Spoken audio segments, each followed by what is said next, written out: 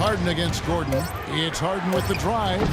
And it's Terrence Jones with the finish. Went for the two-hander on that slam.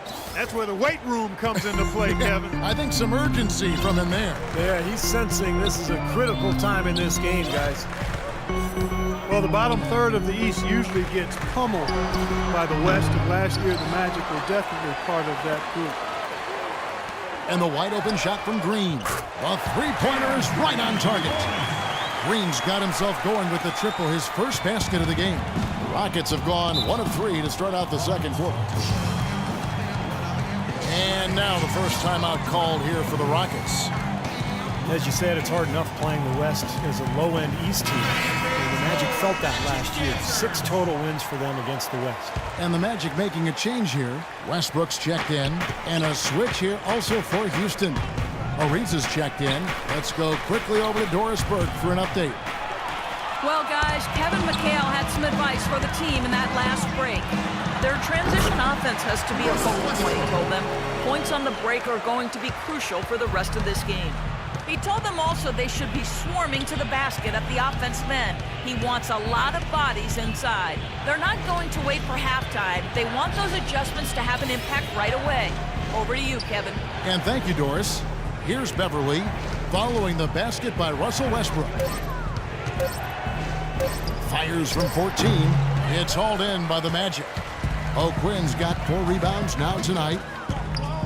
And guys, there was a clear case of the haves and have-nots last year in the East, and the Magic were part, unfortunately, of the have-nots. And most of that is due to the fact that they're relatively young. They're trying to rebuild the team that can compete in the playoffs. So they're on that journey, and when you're talented but young, it takes a little while. Here is Harden following the basket by Russell Westbrook, and the foul called on Russell Westbrook. That is his first foul of the game. Well, the league's so focused on creating parity with the luxury tax and revenue sharing, but I think the max contract limits encourage stars to team up. If you allow the true superstars to command a larger share of the cap, I think they'd be more likely to spread out. Here's Orlando now. They're on a 12-4 run right now. Using his post move to get the 2 points. Westbrook's got 6 points in the quarter. And he may be the guy to put this game even farther out of reach. Well, when you talk, Clark, about superstar contracts, it's estimated that LeBron James is worth 4 times more than he makes in player salary. I don't find that hard to believe. I mean, he's one of the biggest stars in all of sports when you think about the magnitude of his celebrity. But you don't need to increase max salaries to that level. Right now, vets are limited to about a third of the cap. If you boosted it to 40 or 50%, I think most star players would look for their own teams to carry. Terrence Jones was part of the 2012 championship team at Kentucky with Anthony Davis, and in year 2 with the Rockets, stepping into the starting role at power forward. Victor Oladipo, he's checked in for Orlando. Now, here's Oladipo. He has 5. This is really the story of the game here. They've been excellent from behind the arc. Rockets trail by 12. Harden dishes to Howard. It's Harden with the drive. Almost, but it rolls out. And Jones able to play on the perimeter a bit to create space for Dwight Howard inside. A former point guard in his younger days. He's a good ball handler, but his passing and shooting still a work in progress. And Terrence Jones listed at 6'9" with a 7'2" arm span. Those numbers tell you he plays big. He really does. He's strong on both backboards. He brings some shot blocking presence, and he's still really young and starting to put it all together. But I love his potential, and I like the progress he's shown to this point. Here's what Orlando's going with right now. Durant comes in for Gerald Green, and Russell Westbrook is subbed in for Steph Curry. And then for Houston, Moniunas comes in for Jones, and it's Brewer in for Patrick Beverly.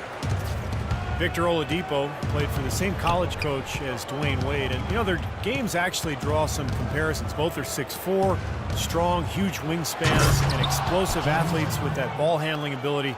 I think Oladipo has a great future. Cutting into that lead a little bit. Way to finish. And the basket is still shaking. Oh, man, he's got so much power. He just has not been able to get into that groove yet, guys, but as a whole, it hasn't affected them too much. Harden has a wide open look. Money from the wing. Harden's got 4 points this quarter. And Oladipo, an all-around player, he can rebound, pass, and he can defend, even block shots. And again, you see the parallels with Dwayne Wade, although not as tall and not quite as long as Wade. His charisma and passion, though, remind you a bit of Dwayne Wade in terms of his game. I like his name, too. That's a nice basketball, man. You can do a lot with that when he gets going. Little rhythm. Yes, sir. Here comes Oladipo. There you go. goes There you Oladipo. go. There you go. Now a timeout called by Houston. Well, quite an interesting upbringing for Victor Oladipo. His mother and father immigrated from Nigeria. They ingrained a great work ethic in their children. But his father in particular didn't really approve of his son's focus on basketball. But Victor was undeterred. Catches it. Oh, man, that was unreal. Mark it up. Even when they're down, he's still looking to do the spectacular. And he pulled it off. Well, maybe this is the best time to do it. Yeah, I agree. I mean, now's when they need a little spark anyway. Oladipo misses. Rockets trail by 11. And Brewer kicks to Ariza. And 2 free throws coming up as he misses that one. Drawing the whistle and a lot of contact there. You have to hand it to the Magic last year. They were a solid team when they played here in Orlando. Yeah, and that would be indicative of a young team that's trying to find itself. Usually, a team in that rebuilding mode will play better at home.